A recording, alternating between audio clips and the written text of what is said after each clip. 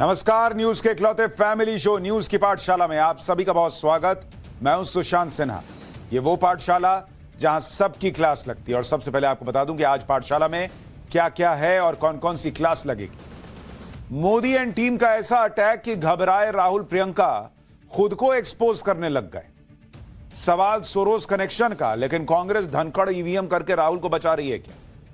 ममता, अखिलेश, उद्धव, लालू के बाद अब केजरीवाल ने कांग्रेस की कैसे घनघोर बेइज्जती कर दी है, यह भी दिखाऊंगा। इसके अलावा पीएम मोदी का ऐसा काम कि विपक्ष के सांसद भी तारीफ करने लग गए। मोदी को मिटाने की कसम खाए बैठे जॉर्ज सोरोस की वो कुंडली खोलूंगा जो पूरी पिक्चर क्लियर कर देगी। पहले राहुल, फिर सोनिया, अब नेहरू का सोरोस कनेक्शन खोज कर कैसे ले आई बीजेपी, यह भी दिखाऊंगा। फिर बात होगी रणबीर, आलिया, करीना सैफ। ऐसा क्या हुआ कि बड़े बड़े स्टार पीएम मोदी के पास दौड़े दौड़े पहुंचे? जिन बॉलीवुड स्टार्स के साथ सेल्फी के लिए सब दीवाने, वो पीएम मोदी के दीवाने कैसे बन गए? और वाजपेयी, आडवाणी जब एक साथ फिल्म देखने गए तो क्या हुआ था? पीएम मोदी ने जब अनसुना किस्सा सुनाया, वो भी आपको दिखाऊंगा। और जिस संभल में पत्थर चले थे, वहां आज योगी का बुलडोजर गरजा तो क्या क्या हुआ? योगी का बुलडोजर मॉडल ऐसा लौटा कि अखिलेश, ओवैसी भी हैरान रह गए। इसका चैप्टर भी खोलूंगा। लेकिन पहले दिन भर की बड़ी खबरों का रिवीजन, उसके बाद पहला चैप्टर।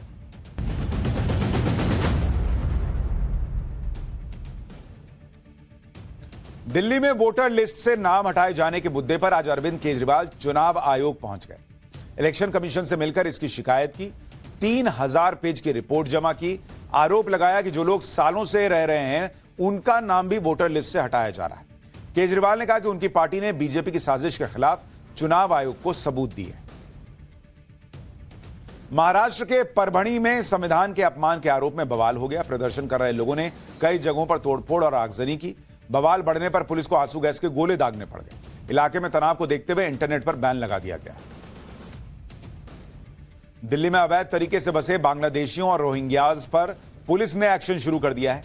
एलजी के आदेश के बाद आज दिल्ली पुलिस ने घुसपैठियों के कैंप्स में जाकर उनके दस्तावेजों की जांच की।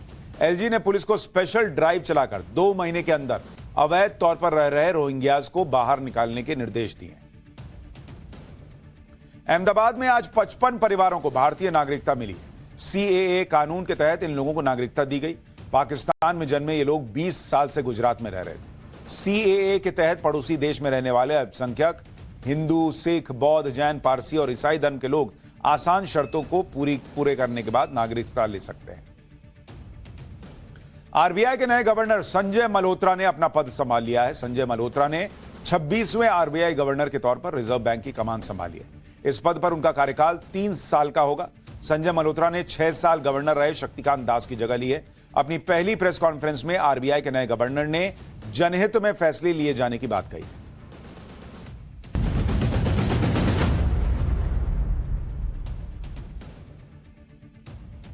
तो ये हो गया दिन भर का रिवीजन। अब पाठशाला की पहली क्लास। मोदी एंड टीम का ऐसा अटैक कि घबराए राहुल प्रियंका खुद को एक्सपोज करने लग गए हैं क्या? सवाल सोरोस कनेक्शन का, लेकिन कांग्रेस धनखड़, ईवीएम, ये सब करके राहुल को बचा रही है क्या? ममता, अखिलेश, उद्धव, लालू के बाद अब केजरीवाल ने कांग्रेस की कैसे घनघोर बेइज्जती कर दी? और पीएम मोदी का ऐसा कौन सा काम कि विपक्ष के सांसद भी तारीफ करने लग गए? पहले इसका चैप्टर।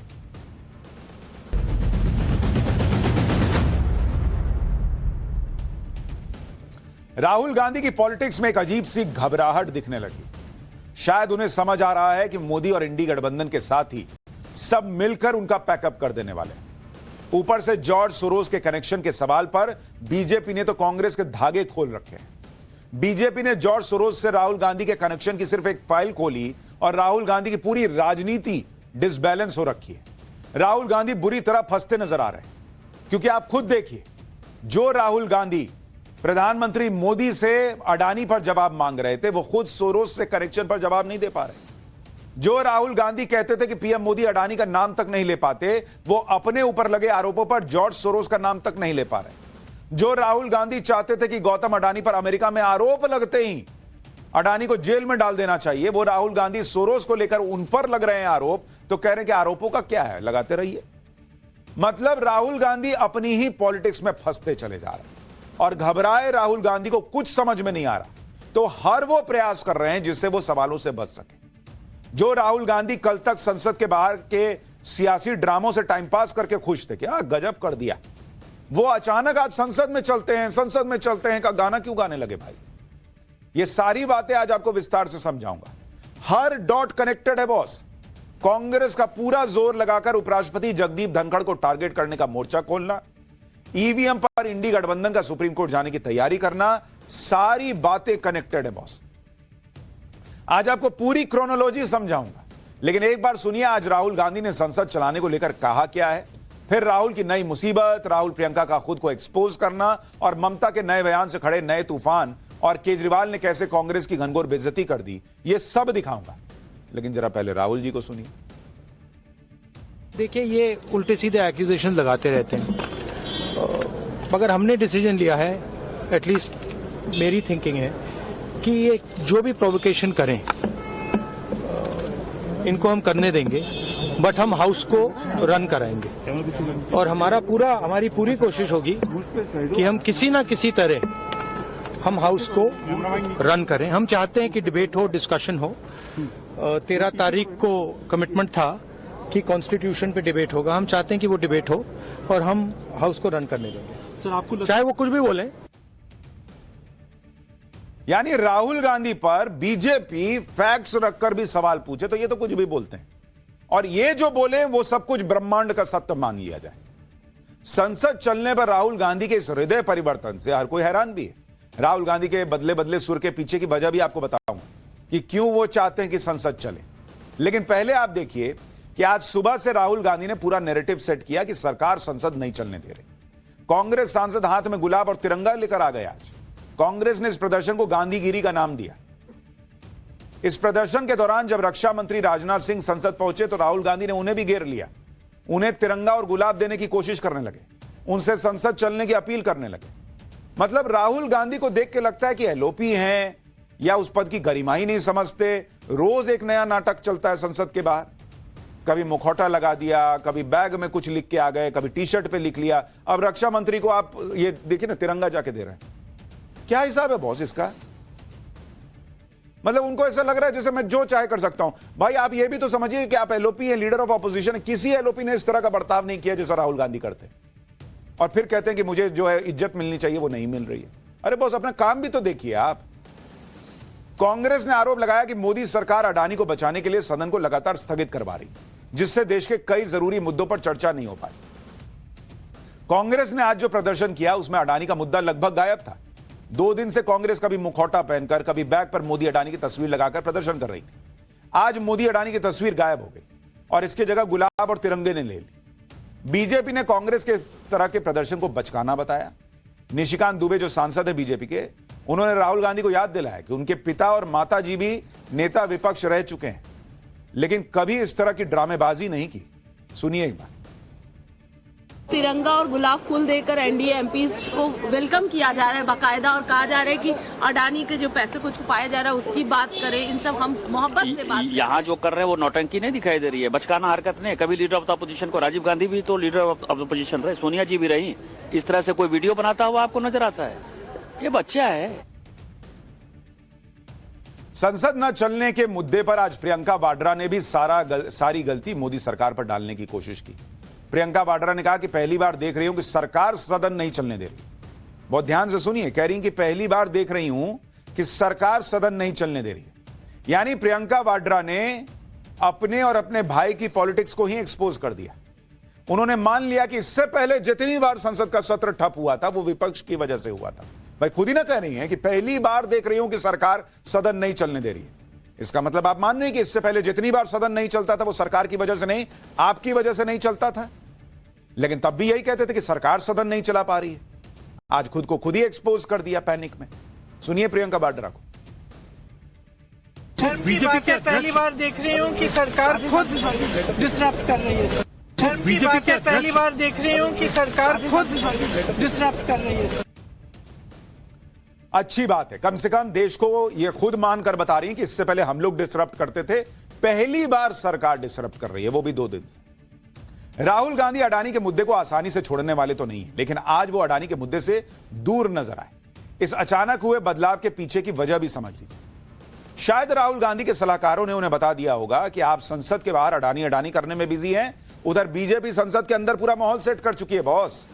बीजेपी संसद के अंदर लगातार जॉर्ज सोरोस से गांधी परिवार के कनेक्शन को लेकर हमलावर है। और यह बीजेपी वो 4 जून से पहले वाली बीजेपी नहीं है, यह बीजेपी अलग मोड में चली गई है, फायर मोड में। अब गजब अटैक कर रही है भाई। कांग्रेस 2 कदम आगे बढ़कर अटैक करती है, या 8 कदम आगे बढ़कर अटैक कर रही है। तो किसी ने समझाया होगा कि बॉस आप बाहर अडानी अडानी करते रह गए, वो अंदर सोरोस कर रहे हैं, सोनिया कर रहे हैं, राहुल कर रहे हैं। सारी बातें संसद के रिकॉर्ड में जा रही हैं, सारी बातें पब्लिक देख रही है, क्योंकि वो सदन के अंदर हो रही हैं। और आप बाहर जो है वो ये मुखौटा लगा के जो कर रहे हैं उसका मजाक बन रहा है। तो राहुल गांधी की शायद बत्ती जली होगी कि अरे बॉस ये तो खेल हो रहा है। लेकिन ये क्या हुआ आगे समझाऊं, उससे पहले सुनिए आज राज्यसभा में भयंकर हंगामे के बीच बीजेपी ने जॉर्ज सोरोस से गांधी परिवार के कनेक्शन पर क्या कहा। 2 दिनों से हमारे लोग इस बात को उठा रहे हैं कि सोरोस और कांग्रेस पार्टी की वरिष्ठतम नेतृत्व का क्या संबंध है, और सोरोस और श्रीमती सोनिया गांधी जी का क्या संबंध है। यह देश के आंतरिक और बाह्य सुरक्षा का सवाल है, और यह देश की संप्रभुता पर भी प्रश्नवाचक चिन्ह है। शर्म आना चाहिए आप लोगों को। देश के विरोध में काम करने वाले, भारत के खिलाफ काम करने वालों के साथ आप लोग तालमेल में रहते हैं। जो जॉर्ज सोरोस बोलते हैं, आप लोग भारत में वही भाषा बात करते हैं। आप भारत विरोधियों के साथ खड़ा रहते हो, आप भारत को नुकसान पहुंचाने वाले के साथ खड़ा रहते हो।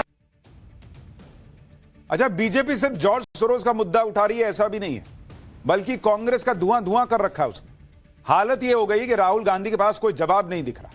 आज राहुल गांधी मीडिया के सामने आए, उनसे सोरोस पर सवाल किया गया। सबको उम्मीद थी कि राहुल गांधी कुछ ठोस जवाब देंगे, लेकिन राहुल गांधी ने तो इतने गंभीर आरोप पर क्या कहा बॉस, कि आरोपों को क्या है, आरोपों का क्या है, लगाते रहिए। सुनिए राहुल गांधी का जरा जवाब। भी बोले मेरे बारे में, देखिए चाहे वो मेरे बारे में कुछ भी बोले, अदानी पे डिस्कशन नहीं चाहते हैं। वो अडानी से डिस्ट्रैक्ट कराना चाहते हैं और डिस्ट्रैक्शंस करते रहते हैं। आप जानते हो, मैं भी जानता हूं, एंड में हम छोड़ेंगे नहीं। जॉर्ज सोरोस की बात लगातार कर रहे हैं, तरफ से जॉर्ज सोरोस को लेकर बात की जा रही है, तो हाँ वो तो आरोप लगाते जाएंगे। हमने कहा देखिए हाउस चलना चाहिए, ठीक है, और हम जो भी आरोप लगाए मेरे ऊपर लगाते जाओ, कोई फर्क नहीं पड़ता। हम हाउस को चलाएंगे, हमारी जिम्मेदारी नहीं है हाउस को चलानी, मगर हम कह रहे हैं कि हम 100% अब हाउस को चलाएंगे। यानी प्रियंका वाड्रा के बाद भाई राहुल गांधी ने भी खुद को एक्सपोज कर दिया, यह कहकर कि हम अब 100% संसद चलाएंगे। यानी वो ये मानते हैं कि उनकी वजह से अभी तक संसद नहीं चल रही थी, और वो ये मानते हैं कि मैं चाहूंगा तो संसद चला दूंगा, सरकार रोक नहीं पाएगी।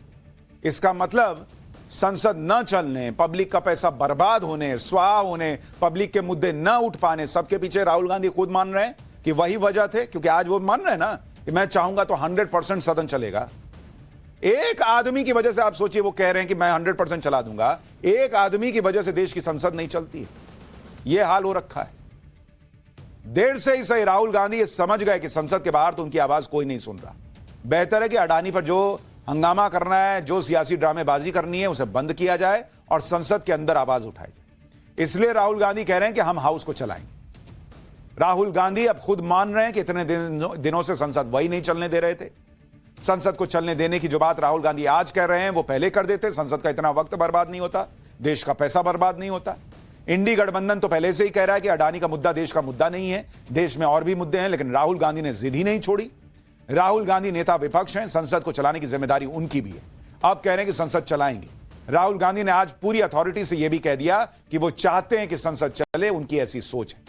अब पता नहीं वो ये अथॉरिटी इंडी गठबंधन को दिखा रहे थे या कांग्रेस में अपने नेताओं को बता रहे थे कि संसद में प्रियंका वाड्रा नहीं, उनकी चलेगी। राहुल गांधी के इस बदले बदले मूड पर टीएमसी भड़क गई। टीएमसी ने कहा कि जब कांग्रेस की मर्जी होती है तो संसद चलेगा, वरना संसद ठप होगा। बीजेपी भी ऐसा करती है। ये दोनों पार्टियां खुद को संसद समझने लगी। सुनिए टीएमसी सांसद कल्याण बनर्जी को, कैसे वो इंडी अलायंस की कांग्रेस को ही धो रहे हैं। कांग्रेस और बीजेपी के लिए हाउस बंद होता है। कभी कांग्रेस का इच्छा होगा हाउस चलाने आधा घंटा 1 घंटा तो चलेगा, उसका बाद बंद। कब बीजेपी का इच्छा होगा जो चलेगा, उसका बाद नहीं चलेगा तो बंद। यह क्या तरीका है? अलग भी पार्टीज में आया है, हम लोग को भी आया है, हम लोग का भी मुद्दा है। सिर्फ कांग्रेस और BJP is not the parliament. यानी इंडी अलायंस के लोग राहुल गांधी को एक्सपोज कर रहे हैं। एक आदमी के ईगो अहंकार की वजह से यह सदन नहीं चलता देश का। कांग्रेस अब संसद चलने देने की बात कह रही, लेकिन आप देखिए कि अब तक संसद का कितना वक्त और पैसा बर्बाद हो चुका है। संसद सत्र के 11 दिन हुए हैं। यह विंटर सेशन चल रहा है, शीतकालीन सत्र जिसके बारे में आपको बता रहा हूं। इस विंटर सेशन संसद का चल रहा है। आज 12वां दिन था आज। और अभी तक आप अगर देखेंगे लोकसभा में कितना काम हुआ, लोकसभा में 11 दिन में 18.6 घंटे काम हुआ, मात्र 18 घंटे बॉस। और राज्यसभा में कितना काम हुआ, राज्यसभा में काम कितना हुआ बॉस, राज्यसभा में काम हुआ 22.5 घंटे। आप सोचिए बॉस, क्या हिसाब है। सिर्फ एक आदमी ने कह दिया कि नहीं चलेगा तो नहीं चल रहा है सदन। और लोकसभा की प्रोडक्टिविटी मात्र 28% रही है और राज्यसभा की 35%।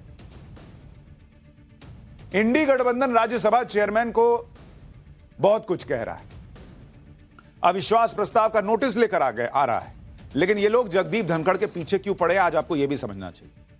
भाई लोकसभा स्पीकर ओम बिरला को वैसे तो टारगेट नहीं कर रहे हैं, जैसे जगदीप धनखड़ को टारगेट कर रहे हैं। इसकी वजह यह है कि इन्हें पता है कि लोकसभा में इनके पास नंबर नहीं है, वहां पर तो सीधे नंबर्स में पिट ही जाएंगे। हालांकि राज्यसभा में थोड़ा बहुत कुछ पेच फंसा सकते हैं, नंबर तो राज्यसभा में भी इनके पास नहीं है, लेकिन इन्हें लगता है कि राज्यसभा में ये मोदी सरकार को परेशान कर सकते हैं, इसलिए ये राज्यसभा चेयरमैन के पीछे पड़े। नहीं तो ओम बिरला पर तो यही लोग आरोप लगाते रहे हैं, कोई कसर छोड़ी है इन लोगों ने। राहुल गांधी ने तो यहां तक कहा था कि उनका माइक बंद कर दिया जाता है। पक्षपात के आरोप तो लोकसभा में भी इंडी गठबंधन लगाता है, तो ओम बिरला पे तो नहीं लाया अविश्वास प्रस्ताव, जगदीप धनखड़ पर ही क्यों, राज्यसभा में सभापति पर ही निशाना क्यों? इसकी वजह है राज्यसभा का नंबर गेम। इसके बारे में आगे बताऊंगा, पहले सुनिए आज कांग्रेस अध्यक्ष खड़गे ने धनखड़ के खिलाफ अविश्वास प्रस्ताव पर कहा क्या है। उनके आचरण ने देश के गरिमा को बहुत नुकसान पहुंचाया है। देश के संसदीय इतिहास में ऐसी स्थिति ला दी है कि हमें उनके खिलाफ ये रेजोल्यूशन का नोटिस लाना पड़ा। उनके साथ हमारी कोई निजी दुश्मनी या द्वेष या कोई राजनीतिक लड़ाई नहीं है। देश के नागरिकों को हम विनम्रता से बताना चाहते हैं कि हमने बहुत सोच विचार और मंथन करके देश के संविधान और लोकतंत्र को बचाने के इरादे से मजबूरी में ये कदम हम सब लोगों ने उठाया है। ये आजकल बढ़िया हो गया, सब चीज संविधान बचाने के नाम पर डाल दो। पहले सेक्युलरिज्म बचाने के नाम पर चलता था इस देश में, और अब संविधान बचाने के नाम पर होता है। खड़गे और इंडी गठबंधन कुछ भी कहें, लेकिन सरकार उपराष्ट्रपति के साथ खड़ी। संसदीय कार्य मंत्री ने तो आज सदन के अंदर खड़े होकर कह दिया कि धनखड़ ने सदन की गरिमा बढ़ाई है, किसान का बेटा उपराष्ट्रपति बना है। लेकिन इंडी गठबंधन वाले संसद के बाहर धनखड़ का मजाक उड़ाते हैं, ऐसे लोग तो सदन में आने के लायक ही नहीं है। सुनिए संसदीय कार्य मंत्री किरण रिजिजू ने क्या कहा है, फिर आपको राज्यसभा का गणित भी बताता हूं कि ये लोग जो कर रहे हैं वो कैसे पिटेगा, उसके बावजूद क्यों कर रहे हैं वो भी समझाऊंगा। पहले एक बार संसदीय कार्य मंत्री को सुनिए। 72 साल बाद एक ऐसा किसान का बेटा उपराष्ट्रपति के पद में पहुंच करके इस देश को सेवा करने का काम किया है। इस राज्यसभा सदन का सभापति के रूप में पूरा देश देख रहा है किस तरीके से उपराष्ट्रपति महोदय ने इस सदन का गरिमा को रखा है। मैं नाम लेकर कह सकता हूं, टेलीविजन में बाहर जाकर के पब्लिक के सामने में उपराष्ट्रपति का नाम लेकर के आप लोग बेमतलब से आरोप लगाते हैं। आप लोग इस सदन का सदस्य होने का लायक नहीं है। आप भारत को नुकसान पहुंचाने वाले के साथ में खड़ा रहते हो और फिर आप चेयरमैन के खिलाफ में नोटिस देते हो। ऐसा चेयरमैन मिलना मुश्किल है। भाई सरकार तो कह रही है कि राज्यसभा को ऐसा चेयरमैन मिलना मुश्किल है, लेकिन चेयरमैन को टारगेट करके इंडी गठबंधन अपनी राजनीति कर रही है। जबकि सच यह है कि अविश्वास प्रस्ताव अगर आ भी गया तो वो पास नहीं होगा, क्योंकि जो नंबर चाहिए वो इंडी गठबंधन के पास राज्यसभा में भी नहीं है। भाई राज्यसभा में फिलहाल कुल सदस्यों की संख्या 231 है, 231। बहुमत के लिए 116 सदस्यों की जरूरत है। राज्यसभा में अकेले बीजेपी के पास 95 सांसद है, 95। एनडीए के सदस्यों को भी मिला दीजिए तो यह संख्या 113 पर पहुंच जाती है। 6 नॉमिनेटेड सदस्यों का समर्थन भी एनडीए को है, यानी एनडीए की कुल संख्या 119 हो जाती है।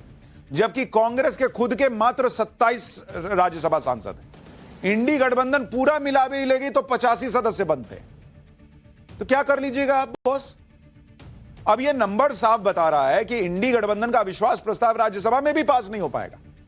यह सिर्फ और सिर्फ इंडी गठबंधन का पॉलिटिकल स्टंट पर है। फिर भी इंडी गठबंधन उपराष्ट्रपति पर हमले किए जा रहा है।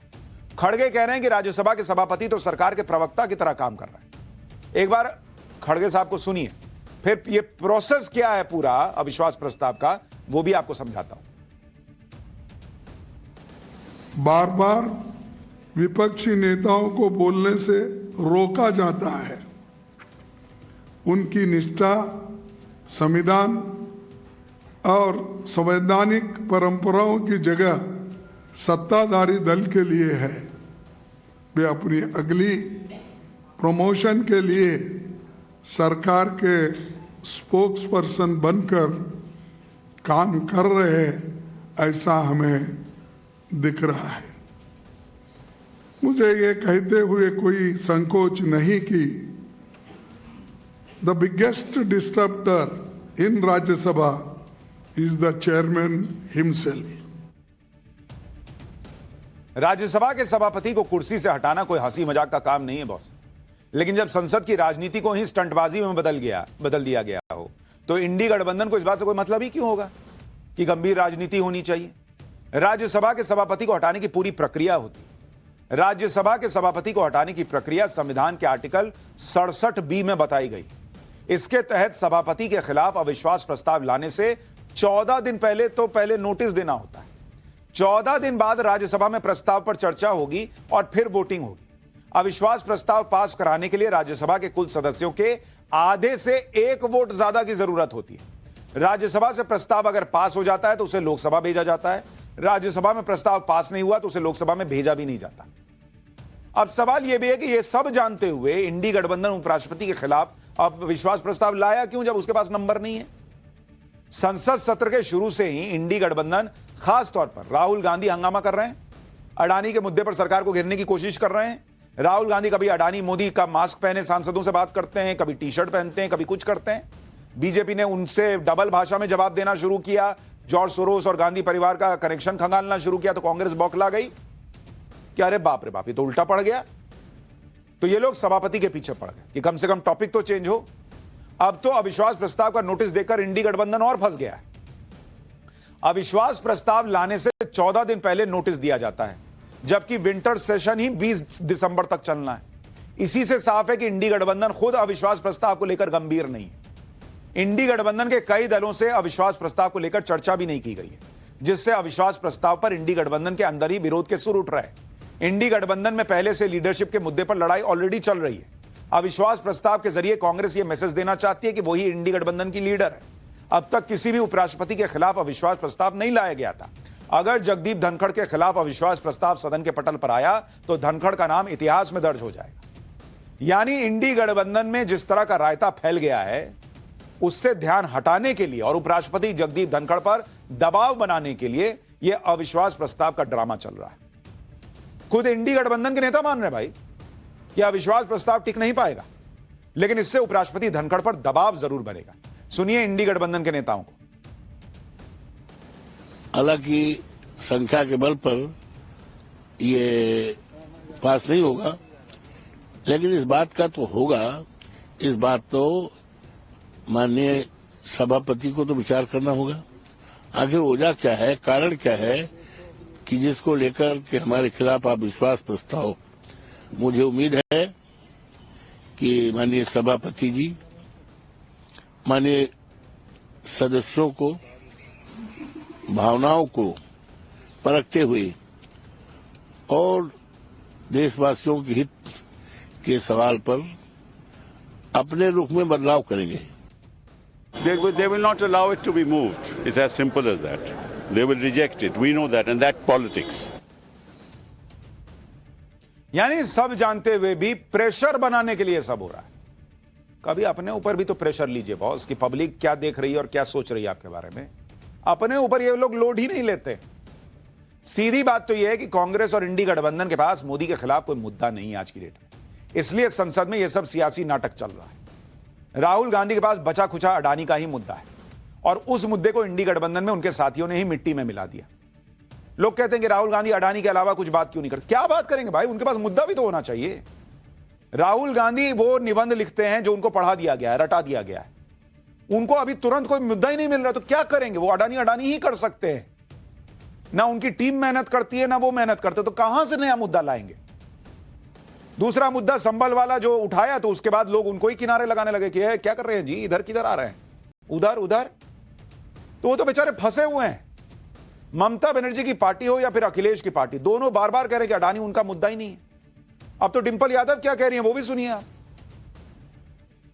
ना हम सेरोस के मुद्दे के साथ है, ना हम अडानी जी के मुद्दे के साथ है। तो मैं समझती हूँ सदन को चलना चाहिए, क्योंकि जो पूरा जो लोकसभा सत्र जो है विंटर सेशन है, तो मैं समझती हूँ कि हमें पूरी उम्मीद है कि दोनों पक्ष के लोग इसको चलाने में पूरी निष्ठुरता दिखाएंगे।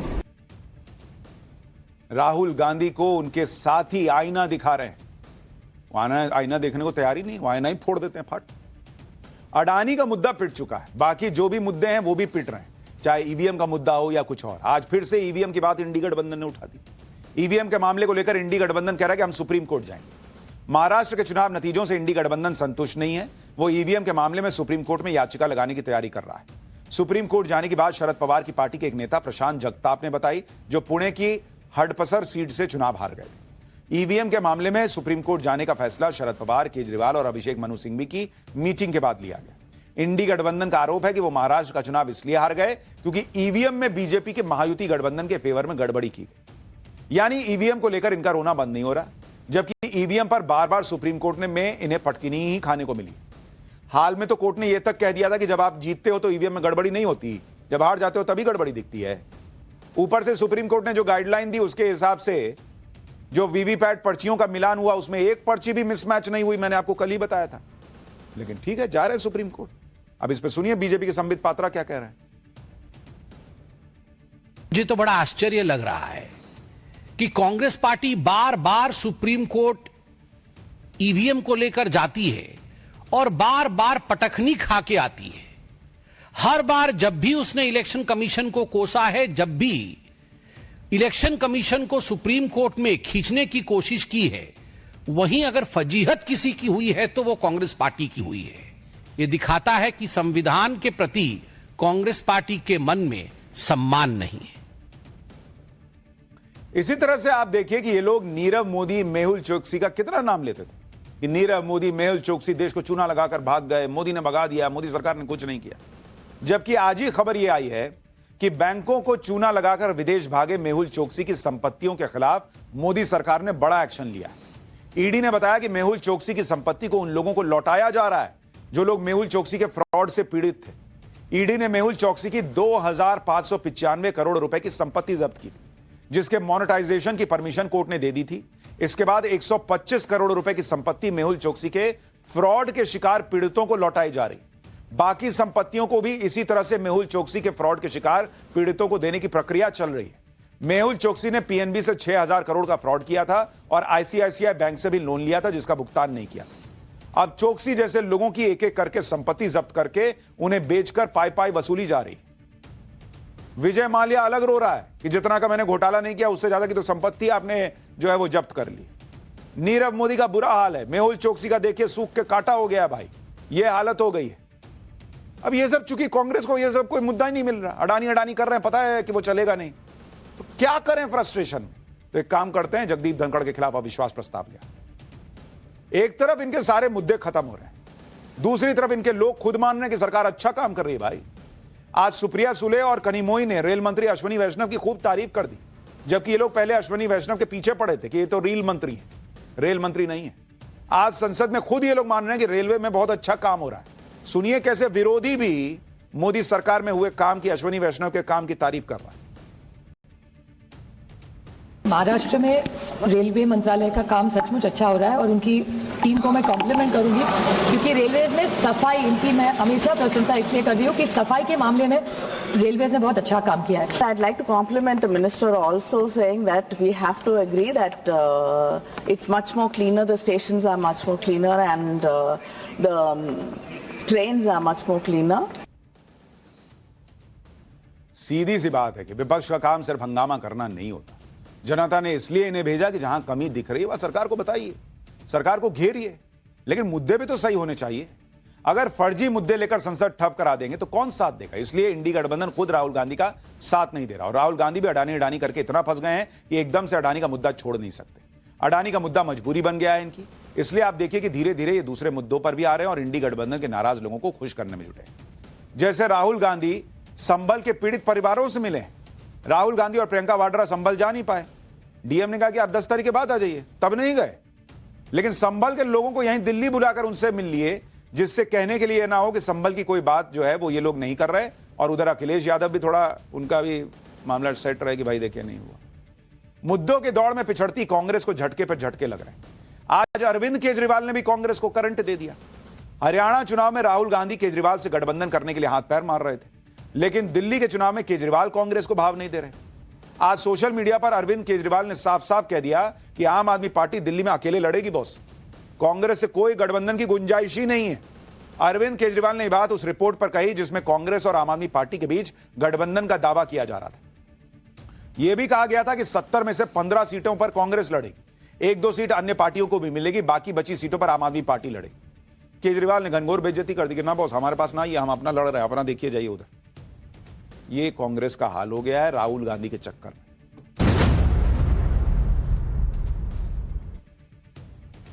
वैसे तो प्रधानमंत्री नरेंद्र मोदी फिल्मी दुनिया से दूर रहते हैं, उनके पास इतना टाइम नहीं है कि वो फिल्में देखें या फिल्मी लोगों से बात करें, लेकिन हाल फिलहाल में उन्होंने साबरमती रिपोर्ट पिक्चर देखी जिसकी बड़ी चर्चा हुई। आज उन्होंने टाइम निकालकर राज कपूर के परिवार से बात की। राज कपूर के परिवार के सारे लोग पीएम से मिलने के लिए आए थे, क्योंकि राज कपूर के परिवार के लिए बहुत स्पेशल दिन आने वाला है।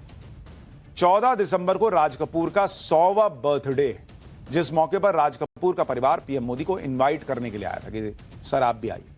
रणबीर कपूर पहुंचे थे, आलिया भट्ट पहुंची थी, करिश्मा कपूर, करीना कपूर, सैफ अली खान जैसे बड़े बड़े स्टार पीएम मोदी को इनवाइट करने के लिए आए हुए थे। ये सब बॉलीवुड के वो स्टार्स हैं जिनके साथ सेल्फी के लिए पब्लिक दीवानी हो जाती है, लेकिन ये सारे स्टार पीएम मोदी के दीवाने बने हुए थे। पहले आप इस मीटिंग की एक झलक देखिए, क्या रौला है पीएम मोदी का कि बड़े बड़े स्टार उनके सामने कैसे उनकी चमक कम हो जाती है पीएम मोदी की चमक के सामने। फिर बताऊंगा वहां क्या बातचीत हुई।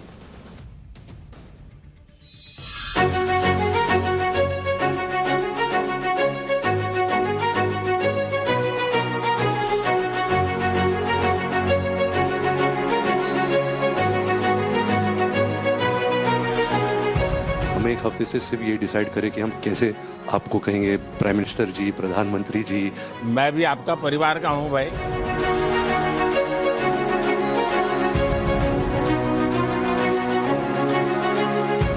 वेट करी थी जब आपको मिलेगी, 10 साल से बताया करेंगे। 10 साल जी, 10 साल पहले वैसे करना था भाई।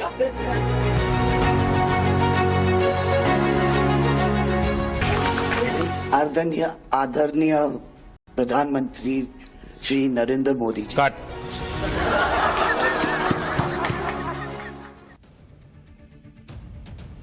प्रधानमंत्री नरेंद्र मोदी से मिलने के दौरान कपूर परिवार के लोगों ने उनके साथ एक फोटो सेशन भी करवाया। आप देखिए कि जिन बॉलीवुड स्टार्स के साथ फोटो खिंचवाने के लोग घंटों इंतजार करते हैं, वो बड़े बड़े बॉलीवुड स्टार आज एक एक करके पीएम मोदी के साथ फोटो खिंचवाने के लिए एक्साइटेड थे। आपको जानकर हैरानी होगी कि पीएम मोदी से मिलने से पहले ये बड़े बड़े स्टार नर्वस थे बॉस।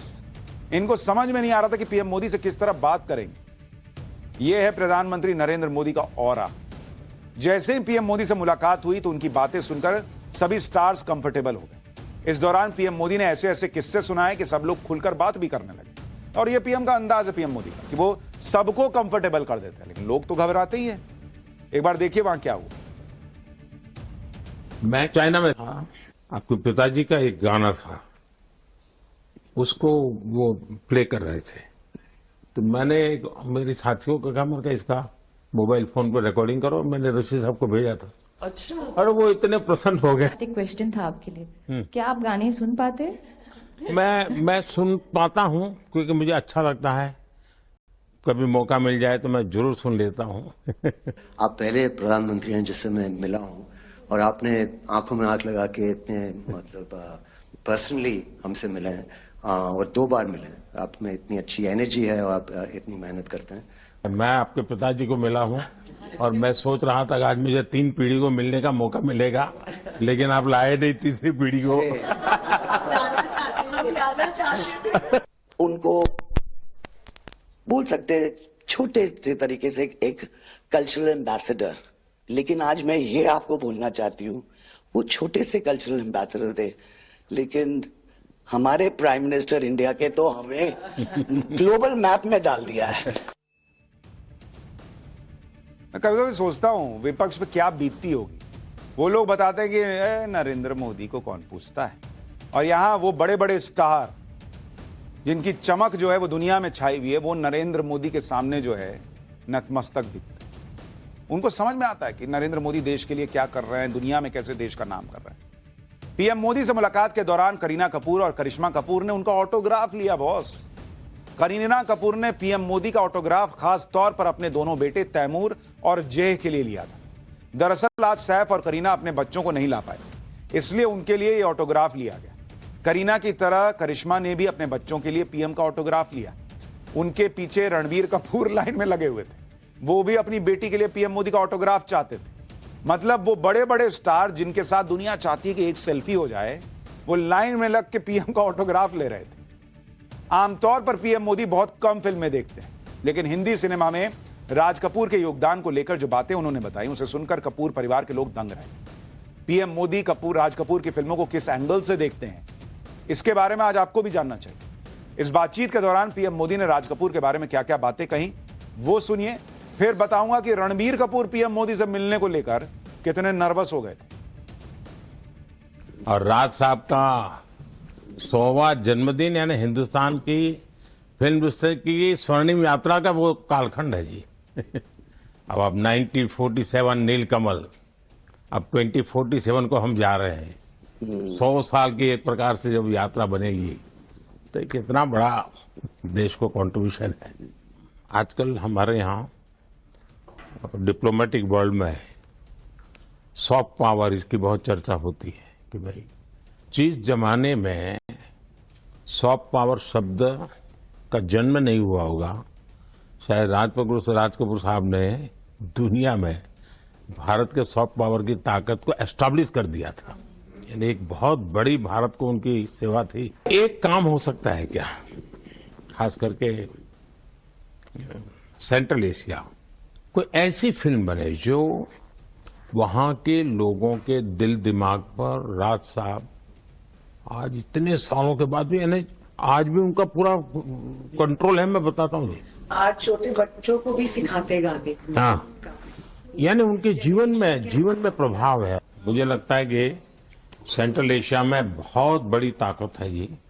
हमें पुनर्जीवित करना चाहिए, हमें इसको नई पीढ़ी तक जोड़ना चाहिए, और एक लिंक बने वैसा कोई क्रिएटिव वर्क करना चाहिए, और बन सकता है। इस मुलाकात के दौरान पीएम मोदी ने राज कपूर की एक फिल्म से जुड़ा दिलचस्प किस्सा भी सुनाया। ये वो दौर था जब अटल बिहारी वाजपेयी और लाल कृष्ण आडवाणी भी राज कपूर की फिल्मों के फैन हुआ करते थे। तब जब आडवाणी जी और वाजपेयी जी साथ में फिल्म देखने गए थे तो क्या हुआ था, सुनिए पीएम ने क्या बताया। मुझे याद है हमारे यहाँ इनके फिल्मों की ताकत क्या थी। जनसंघ का जमाना था और दिल्ली का चुनाव था, तो चुनाव में जनसंघ के लोग हार गए। तो आडवाणी जी, अटल जी ने कहा यार चुनाव तो हार गए, क्या करेंगे? तो चलो बोले मूवी देखते हैं। तो वो मूवी देखने गए, राज कपूर साहब की मूवी फिर सुबह होगी। जनसंघ के दो नेता पराजय के बाद जाते हैं और मूवी देखते हैं फिर सुबह होगी, और आज फिर सुबह हुई। पीएम मोदी से मुलाकात के बाद इन स्टार्स ने जो कहा उसे भी आप सुनेंगे तो हैरान रह जाएंगे। रणबीर कपूर ने तो यह तक कह दिया कि सबकी हवा टाइट थी कि पीएम मोदी किस तरह से मिलेंगे, लेकिन पीएम ने मिलते ही सबको इतना कंफर्टेबल कर दिया कि वो सोच भी नहीं सकते थे कि इतनी अच्छी मीटिंग होगी। क्या रणबीर, क्या आलिया, क्या सैफ, क्या करीना, सबने मीटिंग के बाद कैसे पीएम की तारीफ की, मीटिंग के बारे में क्या बताया, एक बार वो भी सुनिए। कपूर फैमिली के लिए बहुत ही स्पेशल दिन है। प्रधानमंत्री जी ने श्री राज कपूर को इतना सम्मान दिया, उन्होंने हमें अपना कीमती वक्त दिया। इस मुलाकात के लिए हम जिंदगी भर आभार रहेंगे and thank you so much. जब हमारी उनके साथ सिट डाउन जैसे गपशप हुई तो बहुत मज़ा आया, क्योंकि हम उनसे बहुत सारे पर्सनल सवाल भी पूछे। उन्होंने बहुत ही फ्रेंडली नेचर से हमसे बात की। तो आई थिंक जो हमारे अंदर जो नर्वसनेस थी, हम सबकी हवा टाइट थी, लेकिन he was very good, he made us all feel very comfortable. उनकी एनर्जी, उनकी एक काइंडनेस और जो जेस्चर उन्होंने जैसे हमें वेलकम किया और एक राज कपूर जी के बारे में इतना बात किया, बहुत अच्छे सजेशंस और आइडियाज़ भी दी। मेरा ड्रीम रहा है कि मैं उनके साथ, हमारे प्रधानमंत्री मोदी जी के साथ उनके बगल में बैठ के कुछ शब्द बोलूँ। ये तो हमेशा मेरे मन में था कि एक बार ऐसे होना है लाइफ में, and I am so happy कि मेरे दादाजी के 100th बर्थडे पर ये मौका मिला मुझे। अपने नेशन के हेड से बात करें तो एक बहुत वार्म फीलिंग भी लगता है। एक बहुत अच्छी बात की कि राज कपूर साहब का सॉफ्ट पावर जो इंटरनेशनली है, जो इतना प्राइड है लोगों को ईस्टर्न यूरोप में, रशिया में, सेंट्रल यूरोप में बहुत लोग जानते हैं। तो वो कह रहे थे कि हमें एक डॉक्यूमेंट्री या एक फिल्म बनानी चाहिए। ऐसा नहीं कि बॉलीवुड स्टार्स पहली बार पीएम मोदी से मिलने गए, इससे पहले भी बॉलीवुड के लोग पीएम मोदी से मिल चुके हैं। दरअसल भारतीय सिनेमा को किस तरह ग्लोबल लेवल पर पहुंचाया जाए, इसे लेकर पीएम मोदी से सलाह लेते रहे। बॉलीवुड के लोग पीएम मोदी से मिलने को लेकर उनके पर्सोना के बारे में क्या कहते रहे, उसकी एक झलक दिखाता हूं। चंदन वंदन अर्पित किया जाता है, उन पे जल अर्पित किया जाता है। गांधी जी के विचार, हिंदुस्तान हमारा, मां गंगा की गोद में अवगाहन करते हुए, मां गंगा की गोद में स्नान करते हुए, मां गंगा की गोद में इस समय जलार्पण करते हुए समूचे देश की ओर से अनेक हुतात्माओं को, शहीदों को तर्पण करते हुए स्वागत है। सनातन राज कपूर की फैमिली ने पीएम मोदी को राज कपूर के 100वें बर्थडे के लिए इनवाइट किया है। राज कपूर ऐसे फिल्मकार रहे हैं जिन्हें भारतीय सिनेमा का सबसे बड़ा शोमैन कहा जाता है। राज कपूर का परिवार उनके 100वीं जयंती को यादगार बनाने में जुटा है। 14 दिसंबर को राज कपूर की 100वीं जयंती के मौके पर उनकी चुनिंदा 10 फिल्मों की स्पेशल स्क्रीनिंग की जाएगी। इसमें आवारा, श्री 420, आग और मेरा नाम जोकर जैसी टाइमलेस क्लासिकल फिल्में शामिल की गई। इसमें 13 से 15 दिसंबर 2024 तक देश के 40 शहरों के 140 थिएटर्स में उनकी फिल्में दिखाई जाएंगी। जिन लोगों ने राज कपूर की फिल्मों को बड़ी स्क्रीन पर नहीं देखा है, उनके लिए खास मौका होगा। सबसे खास बात यह कि राज कपूर की इन फिल्मों का टिकट मात्र 100 रुपए में रखा गया है, ताकि ज्यादा से ज्यादा लोग इन फिल्मों को देख सकें। और पीएम मोदी से आज जब ये स्टार्स मिले हैं, तो आप देख सकते हैं कि क्या तस्वीर रही है। और कई बार जब हम बात करते हैं कि प्रधानमंत्री नरेंद्र मोदी जो है, वो जब रैलियां करने जाते हैं, आम लोगों से मिलते हैं, आम आदमी भी उतना ही भावुक हो जाता है। वो स्टार स्टक रहता है कि भाई अरे बाप रे, पीएम मोदी से मिल लिया। और बड़े बड़े बॉलीवुड के स्टार्स आते हैं, वो भी कहते हैं अरे बाप रे, नरेंद्र मोदी से मिल लिया। तो आप रेंज देखिए नरेंद्र मोदी का, कि आम आदमी से लेकर और बॉलीवुड के स्टार, जो मिलता है नरेंद्र मोदी से वो खो जाता है, अरे बाप रे किससे मिल लिया। लेकिन नरेंद्र मोदी की खासियत यह है कि वो जो आता है मिलने के लिए, उसको अपना बनाकर वापस भेजते हैं।